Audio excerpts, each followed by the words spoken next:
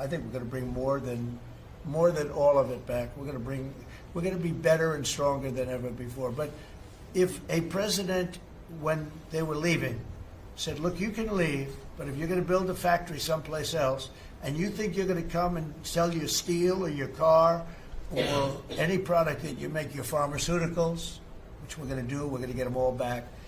But if you think you're going to just, all they had to do is say this, and they wouldn't have left.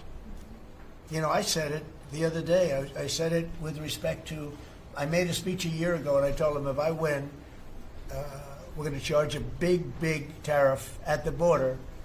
And people were thinking about building in Mexico a car plant. And I said, we're going to have a big tariff. So if you want to build a car, you're going to have to pay 25% more than the cost of that car. You're going to have to pay 25% tariff at the border. They would have never left. They could have kept everybody. If a president said, if you leave this country, you leave Michigan, you leave Detroit, you leave anybody, any of our states, because to me they're all the same. I love them all. I love them all, and I probably won them all, but they say I won most of them, but I think I won them all, but that's okay.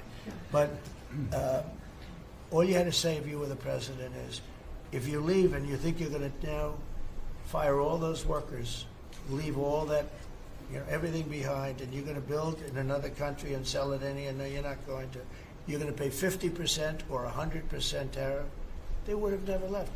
And all you had to say, Marco, all you had to say very simply is, you don't have to write it down. All you have to do is say it verbally.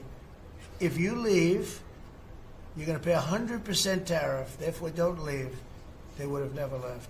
But they left 90,000 plants. I mean, it's hard to believe that many. It's not, you can't envision it.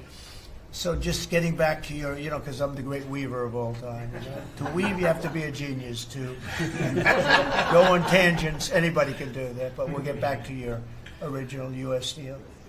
U.S. Steel is a big name in this country. Babe Ruth is a big name. We have a lot of big names, but not too many. U.S. Steel is one of the great names in the history of our country. And normally I wouldn't mind so much. I wouldn't be thrilled with it. But to buy for a foreign country, and we love Japan, but for a foreign country to buy that cherished U.S. Steel brand, that's hard for me to do. I mean, somebody else may want it.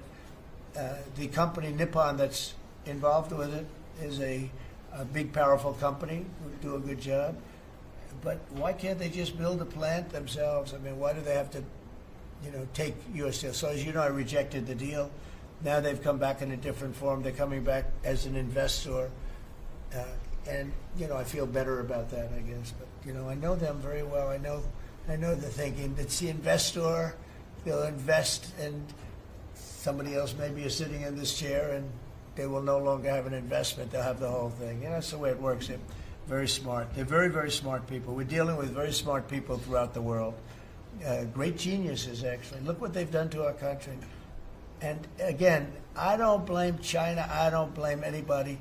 If I could have done it, if I were in that position, I'd have great respect. I have great respect for the people. They ripped off the United States, and all we had to do, have a president that knew what the hell was going on, and none of those countries would have left. Those companies, none of them would have left. So that's a little lesson in basic business. And it's really basic business. It's not complicated business.